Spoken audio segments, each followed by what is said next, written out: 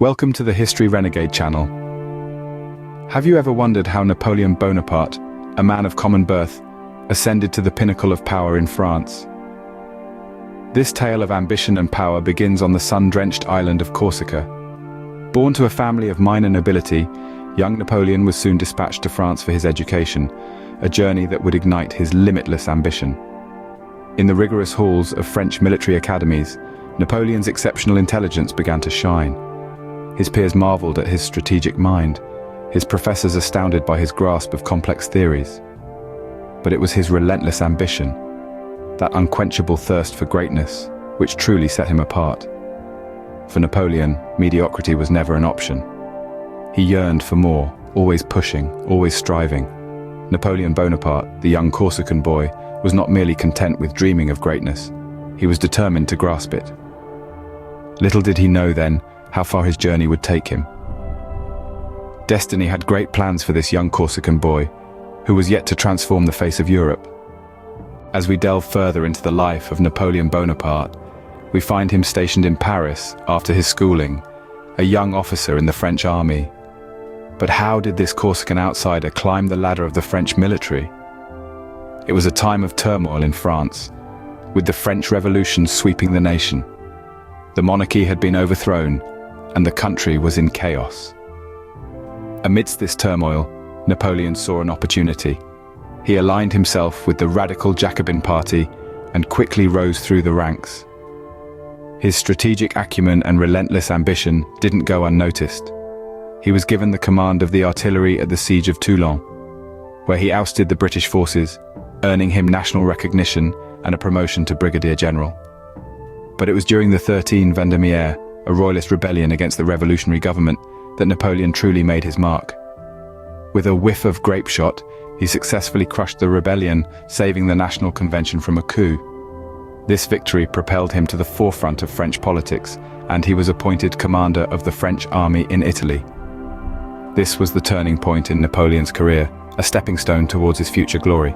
How did a young general conquer Italy and win the hearts of the French people? It all began in the year 1796, when Napoleon Bonaparte, a young and ambitious general, was given command of the French army in Italy. This army was far from the ideal. It was demoralized, ill-equipped, and poorly fed. But Napoleon, with his strategic genius and charismatic leadership, transformed this ragtag bunch into a formidable force. He introduced innovative military tactics, such as the use of artillery in mobile warfare, which was a game-changer on the battlefield. The Italian campaign was a series of rapid victories. At the Battle of Montenotte, Napoleon brilliantly outmaneuvered the Austrians, splitting their forces and defeating them in detail. Then, at the Battle of Lodi, Napoleon's audacious frontal assault against the Austrian rearguard earned him the nickname the Little Corporal from his men. His daring leadership and strategic acumen were on full display, and his reputation began to soar. But his victories on the battlefield were not the only reason Napoleon won the hearts of the French people. He also understood the power of propaganda. He sent back to France glowing reports of his victories, embellished with his own personal flair. These reports were published in newspapers, read in public places, and even turned into songs. Napoleon was not just winning battles, he was winning the hearts and minds of the French people. Moreover, Napoleon showed a knack for politics. He signed the Treaty of Campo Formio with Austria, bringing an end to the War of the First Coalition. This treaty not only secured French control over northern Italy, but also boosted Napoleon's popularity back home. By the end of the Italian campaign, Napoleon had become a national hero. His military genius, charismatic leadership, and political savvy had transformed a young, ambitious general into a beacon of hope for a nation in turmoil. Napoleon was now the darling of France, a beacon of hope in troubled times. What happened when Napoleon decided to take on the might of the Ottoman Empire in Egypt? In 1798, Napoleon embarked on an ambitious campaign to Egypt, lured by the prospect of crippling Britain's trade routes. Initially, his expedition was met with great success, notably the Battle of the Pyramids. However, the tide turned when the British fleet decimated the French naval forces at the Battle of the Nile. Stranded and cut off, Napoleon's army faced a long, grueling campaign against the resilient Ottoman forces and the harsh Egyptian environment. Despite these setbacks, Napoleon managed to spin this military misadventure into a victory back in France. He cleverly used propaganda, highlighting his initial victories and downplaying the failures. The Egyptian expedition, though a disaster on the ground, was painted as a triumph, further cementing Napoleon's status as a national hero. Though a military disaster, the Egyptian expedition did not dim Napoleon's rising star. How did Napoleon seize power in a nation tired of revolution and chaos? As the 18th century drew to a close, France was a nation battered by revolution and upheaval.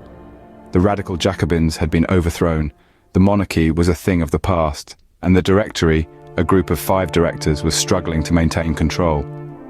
The populace was disillusioned and yearned for stability.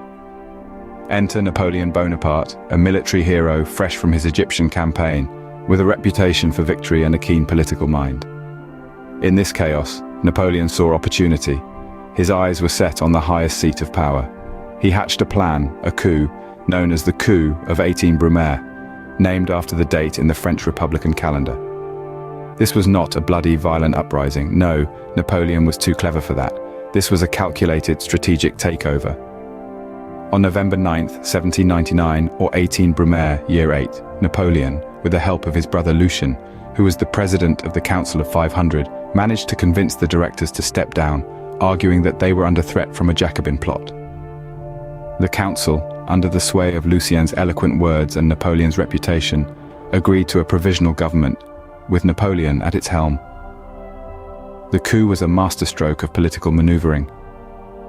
With it, Napoleon demonstrated his charisma and his ability to manipulate the political chessboard. He was no longer just a military hero, he had become a political titan. The French people, desperate for stability and leadership, accepted him as their first consul.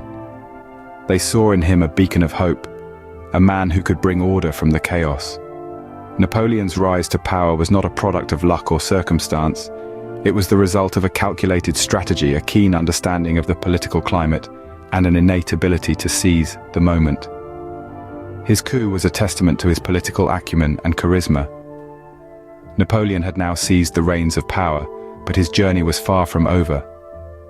How did the first consul of France become its emperor? This question takes us to the heart of Napoleon Bonaparte's remarkable journey from Corsican commoner to French emperor, a transformation as intriguing as it was audacious. As first consul, Napoleon was not content with merely holding power. He sought to shape it, to mold it like a sculptor with a block of marble. His tool of choice? Reforms.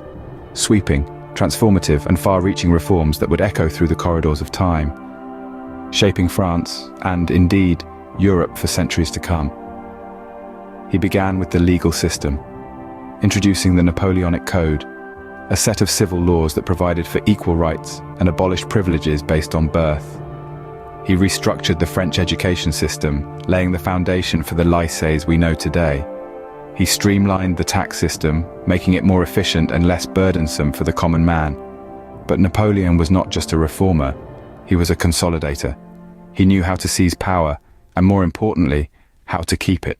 He established a centralized administration, ensuring that all roads led to him. He controlled the press, using it as a tool to shape public opinion. He re-established the Catholic Church as the state religion, appeasing the conservative masses while retaining control over church appointments. Finally, in the year 1804, Napoleon crowned himself emperor. In a grand ceremony at Notre Dame Cathedral, he took the crown from the hands of Pope Pius VII and placed it on his own head. This symbolic act was more than just a coronation. It was a declaration that he was no longer subject to any authority but his own. From a commoner to an emperor, Napoleon had completed his extraordinary ascent. His journey was a testament to his strategic genius, his relentless ambition, and his shrewd understanding of the art of power. It's a journey that continues to captivate us, even over 2 centuries later. Thank you for viewing. Please like and subscribe to continue to receive future content.